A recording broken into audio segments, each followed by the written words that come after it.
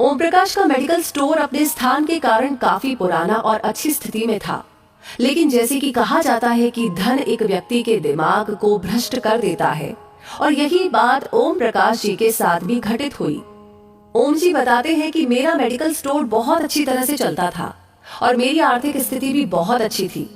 अपनी कमाई से मैंने जमीन और कुछ प्लॉट खरीदे और अपने मेडिकल स्टोर के साथ एक क्लिनिकल लेबोरेटरी भी खोल ली। लेकिन मैं यहाँ झूठ नहीं बोलूंगा कि मैं एक बहुत ही लालची किस्म का आदमी था, क्योंकि मेडिकल फील्ड में 2 गुनी नहीं बल्कि कई गुना कमाई होती है। शायद ज्यादातर लोग इस बारे में नहीं जानते होंगे कि मेडिकल प्रोफेशन में 10 रुपए में आने वाली दवा आराम से 70 से 80 रुपए में बिक जाती है। लेकिन अगर कोई मुझसे कभी 2 रुपए भी कम करने को कहता तो मैं ग्राहक को मना कर देता। खैर, मैं हर किसी के बारे में बात नहीं कर रहा हूँ, सिर्फ अपनी बात कर रहा हूँ। साल 2008 में गर्मी के दिनों में एक बूढ़ा व्यक्ति मेरे स्टोर में आया। उसने मुझे डॉक्टर की पर्ची दी। मैंने दवा पढ़ी और उसे निकाल लिया। उस दवा का बिल 560 रुपए बन गया। उस बूढ़े ने अपनी सारी जेब खाली कर दी, लेकिन उसके पास कुल 180 रुपए थे। मैं उस समय बहुत ही गुस्से में था, क्योंकि मुझे काफी समय लगाकर उस बूढ़े व्यक्ति की दवा निकालनी पड़ी थी और ऊपर से उसके पास पर्याप्त पैसे भी नहीं थे। बूढ़ा दवा लेने से भी मना नहीं कर पा रहा था, शायद उसे दवा की सख्त जरूरत थी। फिर उस बूढ़े व्यक्ति ने कहा कि मेरी मदद करो, मेरे पास कम पैसे हैं और मेरी पत्नी बीमार है, हमारे बच्चे भी हमें पूछते नहीं है। मैं अपनी पत्नी को इस तरह वृद्धावस्था में मरते हुए नहीं देख सकता। लेकिन मैंने उस समय उस बूढ़े व्यक्ति की बात नहीं सुनी और उसे दवा वापस छोड़ने के लिए कहा। यहाँ पर मैं एक बात कहना चाहूंगा कि वास्तव में उस बूढ़े व्यक्ति की दवा की कुल राशि 120 रुपए ही बनती थी। अगर मैंने उससे 150 रुपए भी लिए होते तो भी मुझे 30 रुपए का मुनाफा ही होता। लेकिन मेरे लालच ने उस बूढ़े लाचार व्यक्ति को भी नहीं छोड़ा। फिर मेरी दुकान पर खड़े एक दूसरे ग्राहक ने अपनी जेब से पैसे निकाले और उस बूढ़े आदमी के लिए दवा खरीदी, लेकिन इसका भी मुझ पर कोई असर नहीं हुआ। मैंने पैसे लिए और बूढ़े को दवाई दे दी।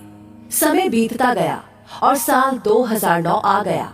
मेरे इकलौते बेटे को ब्रेन ट्यूमर हो गया। पहले तो हमें पता ही नहीं चला, लेकिन जब पता चला तो बेटा मृत्यु के कगार पर था।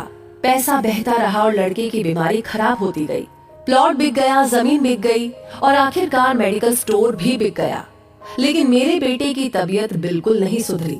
उसका ऑपरेशन भी हुआ और जब सब पैसा खत्म हो गया तो आखिरकार डॉक्टर्स ने मुझे अपने बेटे को घर ले जाने और उसकी सेवा करने के लिए कहा।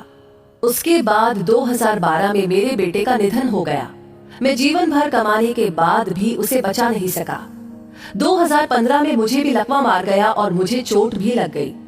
आज जब मेरी दवा आती है तो उन दवाओं पर खर्च किया गया पैसा मुझे काटता है, क्योंकि मैं उन दवाओं की वास्तविक कीमतों को जानता हूँ। एक दिन मैं कुछ दवाई लेने के लिए मेडिकल स्टोर पर गया और 100 रुपए का इंजेक्शन मुझे 700 रुपए में दिया गया।